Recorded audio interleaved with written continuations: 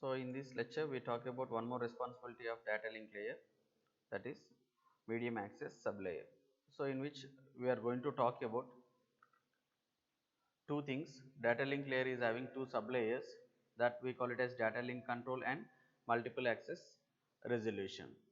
So in these two we have already come across data link control, where we look after error control as well as flow control. So if you see that upper layer is responsible for data link control, where it is going to talk about flow control and error control. Combinedly we can call this flow control and error control with a name of logical link control, that we call it as LLC. So one of the responsibility of data link layer is logical link control, and there is one more responsibility called as MAC, media access resolution. So that can be implemented with the help of lower level. So now why this MAC access resolution is required? That is, when there is a shared medium on which many stations are accessing it, in that cases there may be a chance of having collision, because the stations are not aware of each other, so that at particular moment of time both stations can start accessing the channel. Then both stations can send their frames and both are collided with each other, so that both packets are destroyed in the network. So in order to avoid this one, data link layer came with an approach of MAC, multiple access resolution protocols. So in this, that MAC is the multiple access resolution protocol responsibility is to sync the stations in such a way that it is going to minimize the collision, packet collision or frame collision. So now this lower level, if you see in lower level, uh, one shared medium is accessed by many stations, and then there is a chance of having collision when many people are accessing the shared medium, and that can be avoided with the help of this layer called as medium access control. So this is the implementation done in lower layer, that we call it as multiple access resolution. Now when this MAC is required means when you are having a channel which is shared by more than one station. Otherwise, if you are having a dedicated channel between one station and another station, then data link layer is only implemented with the help of data link control, which is flow control and error control. There is no uh, meaning of this medium access control when you have dedicated medium. For example, if you take triple P protocol, like when two stations are connected with a dedicated line, then there is no need of MAC implementation, because that is shared by only two people. So there is nothing wrong when both stations are accessing the channel. So but when multiple stations are accessing the same channel, collision may occur. So in case of shared medium, there is a chance of getting collision, that we can overcome with the help of MAC protocols, MEAC, medium access protocols. Now in next we'll talk about this one, totally the taxonomy of this MAC protocols, multiple access protocols. So there are different methodologies how that channel can be used by different stations. So if you observe, first one random access protocol, second one controlled access protocol, and the third one is channelization protocols. The names itself indicating, the in first category there is no specific rule like one station act like a master and the others are slaves, or one is a dictator where others can listen. Such things are never considered in case of random access protocol. The name itself indicate random in the sense any station can send data at any time. There is no uh, communication between one station and another station before start of transmission. But in order, it gives lot of collisions if it is the case. And in order to overcome such a problem, and there exists one more kind of category called as controlled access protocol, where there exists master slave relation between the stations, and one can control and the others can follow the rules given by the master, that we call it as controlled access. There is a methodology when you are eligible to do the data transfer, when you can stop, all the things are well defined in case of controlled access. And now comes to this one, channelization. In case of channelization, the bandwidth of the channel can be equally divided. Bandwidth of the channel can be equally divided into different stations, like If you are having bandwidth is one, time division is another, and if you want to access a channel with the help of a code, we can make use of one more kind, call it as CDMA. So this way you can have frequency division multiplication. FDMA stands for frequency division multiplication, time division multiplication, and code division multiplication. So this way, this channelization protocols are used, and this is about controlled access, where there are set of rules which should be followed in order to avoid the collision. And this is random access protocol, where station is not aware of others. So here also we will get some throughput related to this transmission, but it is worst compared to the others. Okay, so let us look into one of the methodology, random access. This random access protocols also known as random access or contention. This you can understand random access in the sense any station can access the channel at any time. It is not waiting for the orders of the others, and whenever we have data and we can send the data, we are permitted to send at any time. So likewise there exists uh, more freedom for the stations to send their data whenever they want. So contention means there is one more possibility for random access method, that is, if you go for random accessing, then there is a chance of having more collision, that we call it as a contention. So this way there are some reasons why these two names are occurred. So this is what you can give some conclusion. So if you, why we are calling this one as random access means there is no scheduled time for a station when to transmit, and transmission is random among the stations. Like if you are having 100 stations, any station can begin the transmission. There is no order like 1 2 3 4 order. Any station can start their that's the reason it is called as random access protocol. And it also known as contention method. Contention method means there is no rule specified by a station and who is going to access the channel next. So such type of rules are not there. That's the reason what happens means stations compete with another to access the medium, and that results in contention. That is the reason we call this protocol as contention methods also. These two are the reasons why the names are existed for that category of protocols. Now in order to avoid these conflicts or data conflicts or all these things, so it can be resolved with the help of this questionnaire. Any protocol we develop, it should address the problem of this questionnaire, then only it is possible to minimize these conflicts. So the first one is when can that station access the medium. Meaning of that one is, so if you, even if you have a data with you, so we are not permitted to use it. So we got some time, that is dedicated time, then only we should send our data. If you follow such a rule, then there is a less chance to get the conflicts. That is one thing. And what can the station do if the medium is busy? So before sending the data, we need to sense the medium. When the medium is busy, then what are the activities that station can do, that should answer. It is not continuously waiting for the medium. If medium is not accessible forever, then the system is waiting forever. So this leads to a problem of deadlock. So that should be addressed. If the channel is busy, what the system do? So is it going to do its personal work, like internal work, like collecting the frames and preparing the frames, all these things, or it is still continuously making an attempt to get the channel? These things should be addressed. That is second question. And the third one is, how can the station determine the success or failure of a transmission?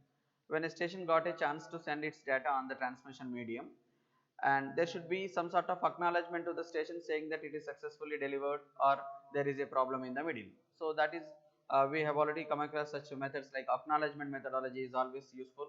Receiver gives an acknowledgement saying that I have received so and so frame, then only sender can send the data in a proper order. Otherwise sender can wait for a random amount of time, that we call it as propagation time. So once the time is expired, then the sender thinks that something is wrong at the receiver, that maybe the packet sent is not received properly, or the acknowledgement given by the receiver is not reached the source. So this way there are two problems. The two problems can be addressed with the help of this question. If you have some methodology to answer this question, that protocol will address this question. And finally there is one more, what can the station do if there is an access conflict? And access conflict in the sense, when two stations started accessing the channel at the same time, T1 time, then what happens? Who is going to win that competition? That should be addressed by specifying the rule, saying that both will wait for some time. Again, they make a attempt to access it, and whether both are waiting with the same time, again conflict definitely occurs. So how do we differ the waiting times of one station with another? For example, if you and me are accessing the channel, if you and me are accessing the channel at T1 time, so it is a conflict. So after there is a solution like wait for 20 seconds. After 20 seconds, again you and me both tried the channel, again we will get the conflict. Such type of conflicts are never resolved. So there should be a method to assign a waiting time for each and every station, so that I got my random waiting time, you got your own random waiting time. Likewise, there is a less chance of having conflicts in retransmissions. So this way, if a protocol addresses all these problems, then there is a less chance of having conflicts. Okay, so now we talk about the methods available in random access category. In random access category, the first and foremost method is Aloha, in which we have different variations like pure Aloha and slotted Aloha. This is one of the earliest methodology, which is basically started for wireless transmission, and later on it can be the same rules can be applied for wired also. And the next category is carrier sense multiple access protocol, where we are going to check the status, we are going to check the status of the channel. Carrier sense the channel before access. And sensing for what? Sensing, and if there is a collision detection, and there should be a methodology. And there is one more method called that is suggesting us not to enter into collision state at all, that we call it as CSMA CA, that means carrier sense multiple access with collision avoidance. So these short forms are CSMA followed by CD, that is collision detection, CSMA followed by CA, collision avoidance. In last method, the system never enter into a conflict state at all. Before taking a decision, it runs the algorithm, so that a decision making can be done by running this algorithm, so that there is no chance of having collision. But there is the third method is, okay, it is going to allow us to send the data, and when there is a collision, there is a chance to roll back the conflict. This way collision detection is possible, collision avoidance is possible, and we can go with CSMA, which is a basic version of these two. This way these random access protocols are existed. Now let us talk about the first and foremost one, that is Aloha, uh, which is developed by University of Hawaii. The purpose of this Aloha is for wireless communication, but later it is used for wired also. Now the medium is shared between two stations, in this case between more than two stations, and then when a station sends the data, another station also doing the same attempt at the same time, then that results in collision, and both packets are destroyed from the communication. So that's the concept of this collision. When collision is occurred between two packets, both packets are destroyed from the network, and again both packets has to be retransmitted. So if you observe this one, pure Aloha, the original version of Aloha is called as pure Aloha, in which stations are having their own content, and whenever that content is prepared ready, then they can send the data. There is no rule that wait for some time and send the data. So whenever data is there, that is the reason it is called as random access protocol. When data is available, data is sent on to the channel, but there is a chance of, there is more chance of having collision if you are not communicating with the other. So if you observe in this methodology, there are four stations having their own frames, like every station is supposed to send two frames, and at different timings. But if you observe these timelines, station 1 sent two frames, 1.1 and 1.2, station 2 2.12, likewise all the stations send their two frames. Now when the packet, whatever the frame is sent, it is not collided or not interacting with any of the frames in the timeline, in the vertical line. If you see, if you take frame 1, it is not having any collision with the frames which are sent from the remaining three stations. So now this frame 1.1 is successfully delivered without any error in this scenario.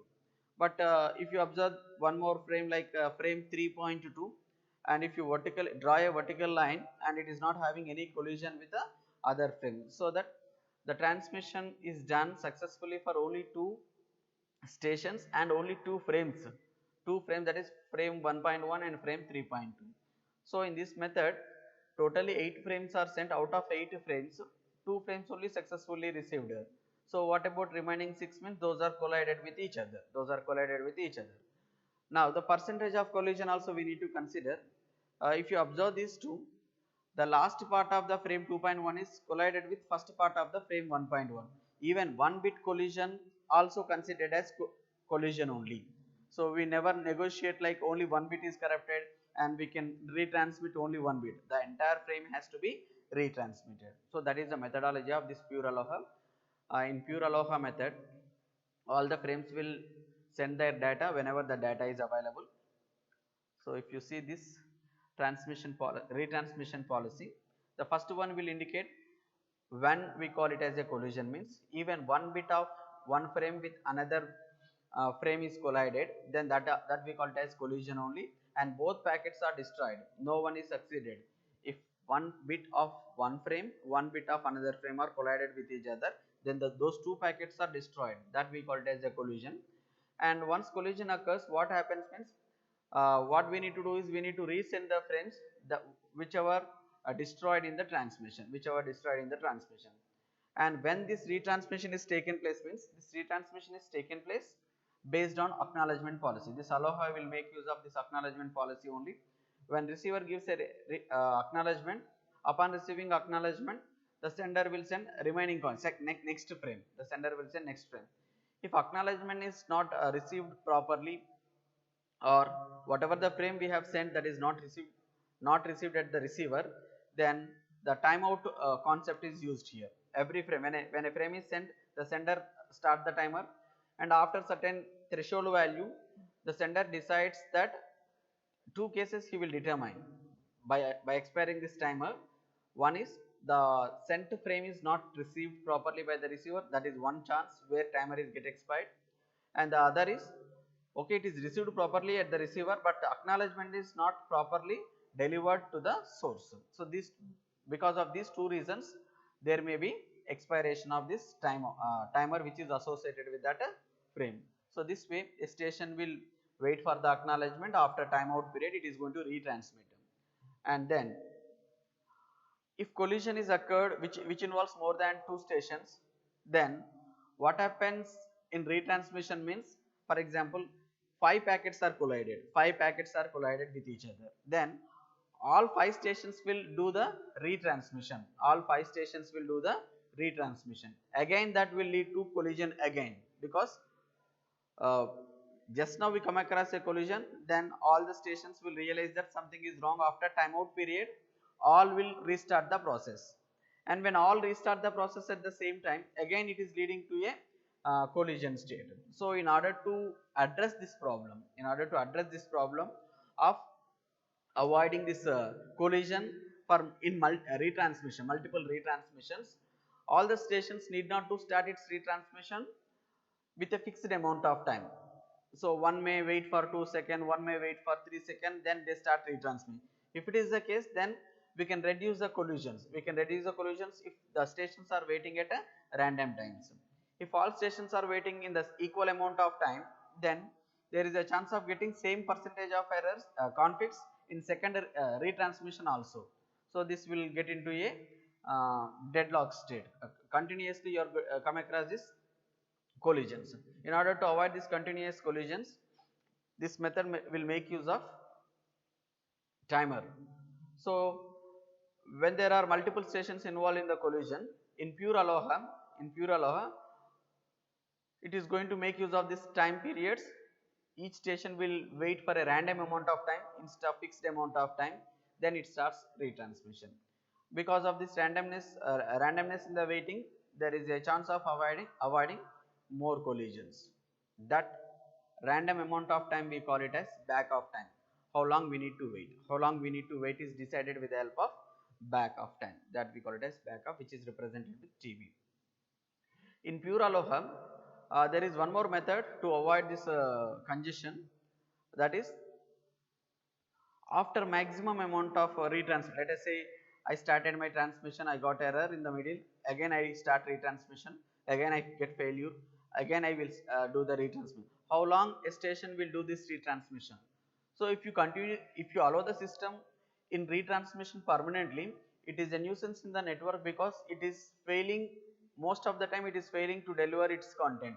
In that cases, there should be upper limit on the retransmission. If you put upper limit on the retransmission, then also we can reduce the traffic such that we can reduce this collision also. There are two rules which are improving this concept, that is timer is associated, the timer should be random timer, every station will wait for random amount of time, so that again in next retransmission same at the same time all the stations not start their retransmissions, so that we can avoid collision.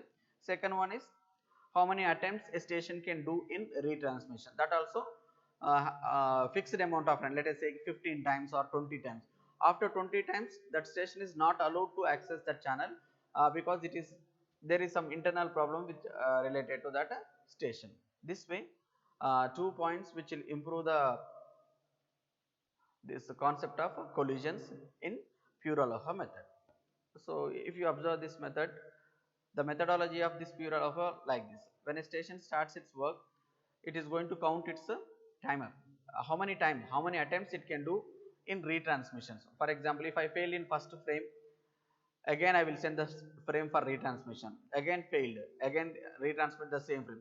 How many times a frame can be retransmitted is decided with the help of key, that is initially 0, and it sends the frame and it waits for some time, it waits for time, that we call it as acknowledgement time. Acknowledgement time is always equivalent to uh, transmission time. If TP is a transmission maximum propagation time at one direction, and in order to get the acknowledgement it should be 2p, like moving the frame from one station to another station is TP, and getting the acknowledgement from receiver to sender is one more TP. So how long it is going to wait on successful transmission means it has to wait for 2 into TP, and after waiting you got an acknowledgement, then it is a successful transmission.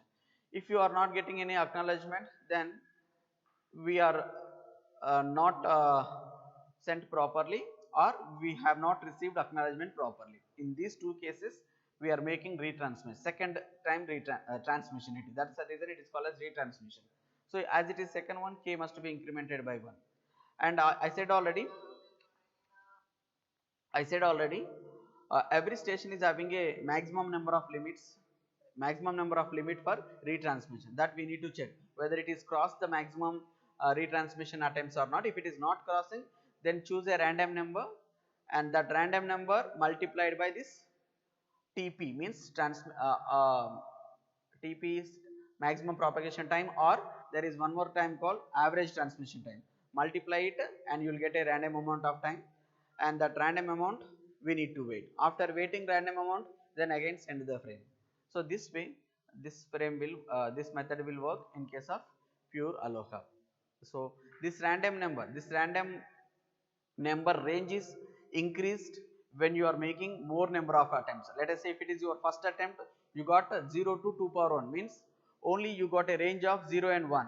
In these two, maybe you select 0 or maybe you select 1, so that much of time we need to wait. And if it is your second attempt, you will get a range of 0 to 2 power 2 minus 1, that is 3.